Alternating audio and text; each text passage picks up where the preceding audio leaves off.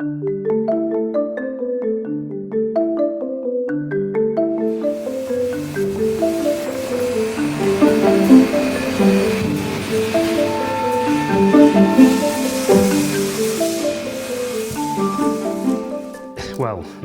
my name's Owen Hardesty. I live in Barnoldswick. I have done all my life.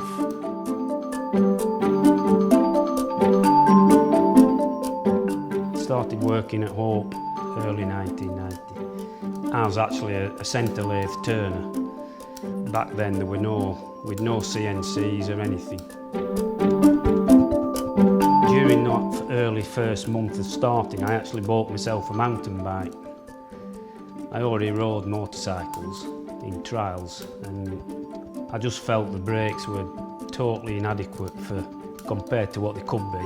So I basically, in my spare time, I just designed a mechanical disc brake, which actually this is the very one that I did. The hubs came from the fact that we was making a disc brake. It made sense to have our own hub to mount our own disc, so that's where basically the Hope hub started.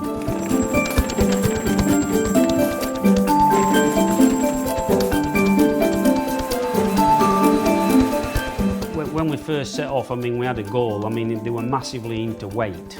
Things had to weigh as little as possible and what have you, but my philosophy has always been to build something that lasts with a minimum amount of weight that you need to put into it to make it reliable. Even in downhilling, the weight thing started to become like an issue, so we had to start looking at making lighter weight, downhill compatible hubs, and this is where it kind of pushed us into looking at like the Ti-Glide as such and bringing out something that was more compatible with sort of more or less across the board. So this is where really the Pro 2 starts to come in.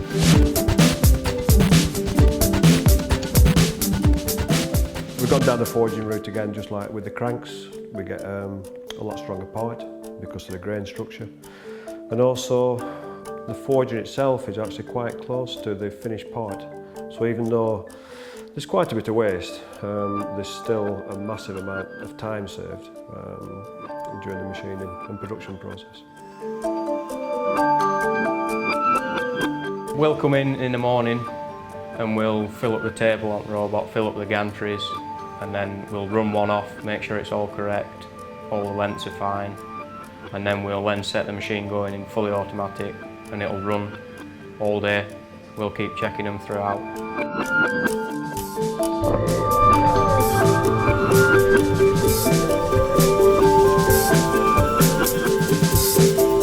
I'll receive a model from Owen and I'll then import it into our programming software, and then from there I'll sort of drag geometries, create geometries, and then I can pull curves off it, and that just basically creates tool paths. From this programming software I can determine which tools I'll need, so I'll then put them into the machine, set all the tools as I would with any other job, and then just go through basically proving out each individual operation. Yeah, so even though the machines that we're using aren't actually new, we've had to adapt them because the forgings changed ever so slightly in diameter. So the actual pick-off points on the machine which handle the forgings and put them into the machining position, we've had to adapt those. And again, because we do everything in-house, we've managed to make those parts in the tool room at Hope Technology.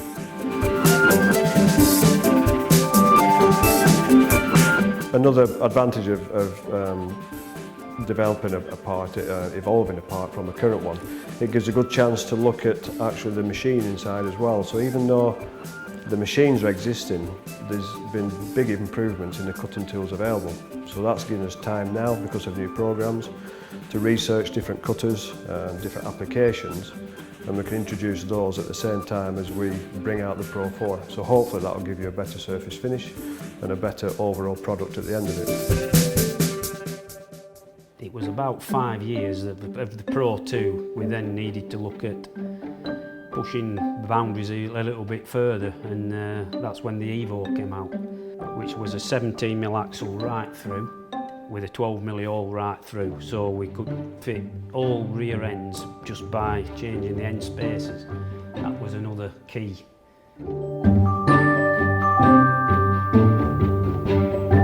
Some of the parts on the Pro 4 are already existing.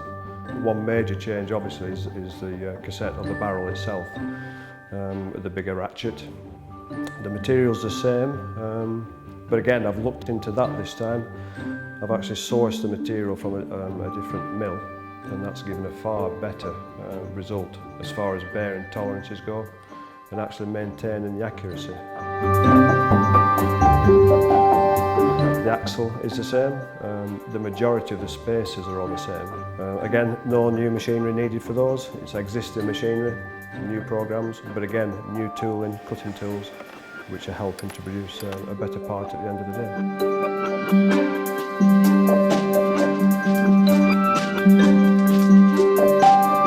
You can make a quiet hub, reduce the tension on the springs, and you end up with a quiet hub, but our trademark is noisy hubs, isn't it?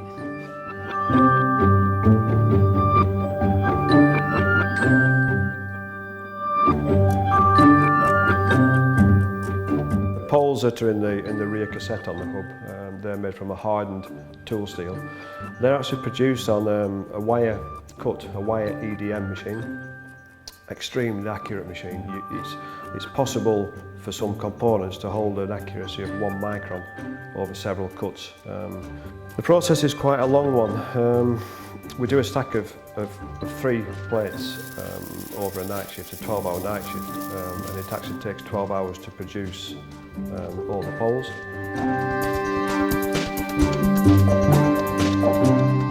We don't want to ever risk a slip. So we make sure that that pole flicks in as fast as possible, which is basically where your noise comes from.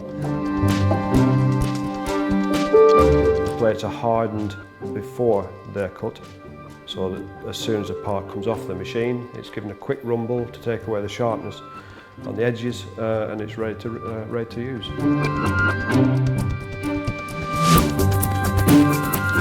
The bearing diameters are held to 5 microns. Repeatability.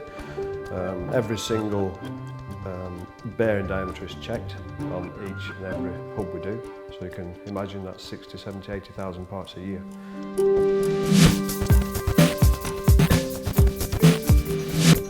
It was a case of look at it again, where can we go to make it an improved hub. You know, I mean, it was pretty sorted with Pro 2 Evo, to be fair. So it's like, well, what do you do to make it better?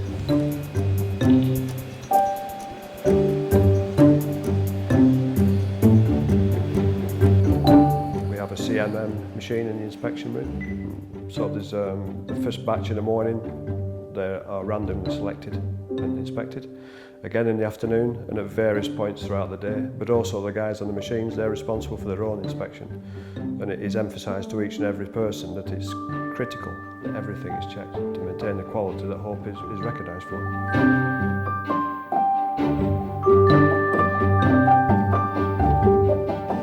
The 100% inspection on spindles.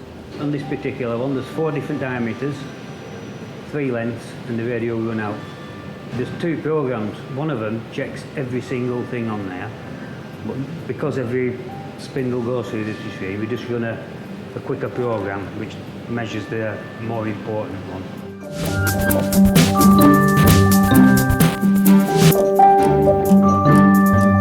The first thing I sort of did look at was trying to improve the cassette body.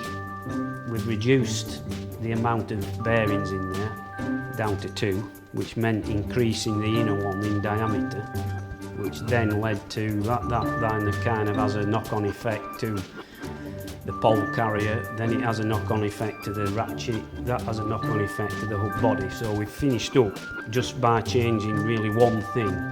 We've had to change almost everything.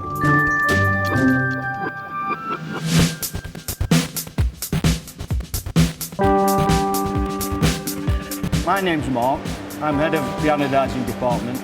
I've worked here for 14 years. I'm in my 15th year and thoroughly enjoy it. Once we receive the goods from polishing and washing department, we jig up accordingly on the appropriate jigs, aluminium jigs, titanium jigs, etc. Then we start the actual process of anodising.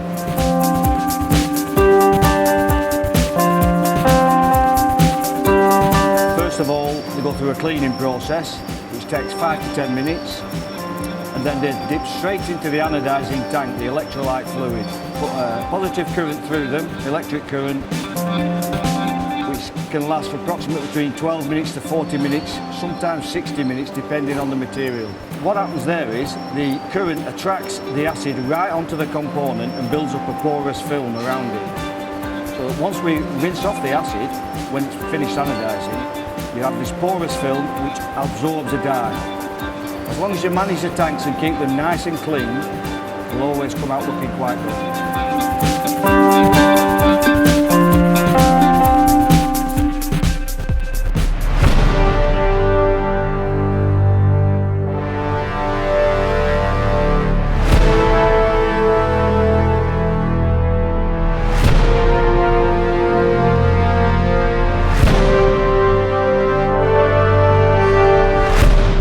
Once you've sealed off the dye, they're rinsed off in a hot water tank, which takes about 5–10 minutes.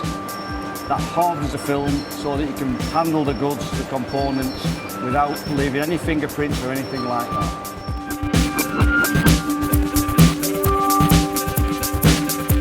There's so much development goes into the actual design of a new component or even the development of an existing component.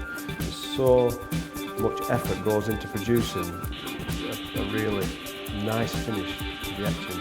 Hope are recognised for the quality, and the final process before assembly, which is the etching, is so critical, and there's so many people involved and they all put the two pennies in about the design and the layout and everything else. Of course, a few disagreements along the way, but I think everybody agrees at the end of it the finished article is second to none.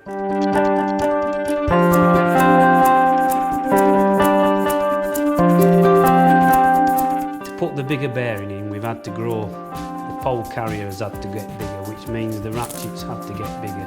It's actually 3mm bigger, which means the hub bodies had to get bigger.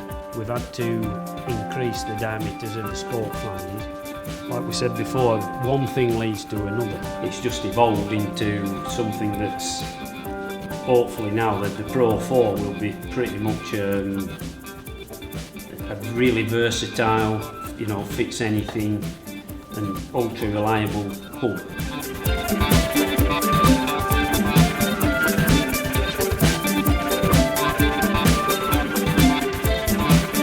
You know, it's not massive changes, but they're all improvements, so that's why we've done it, really. There were everything, it's like I've always, everything can be improved, I think. No matter how far you go with something, there's always room for improvement.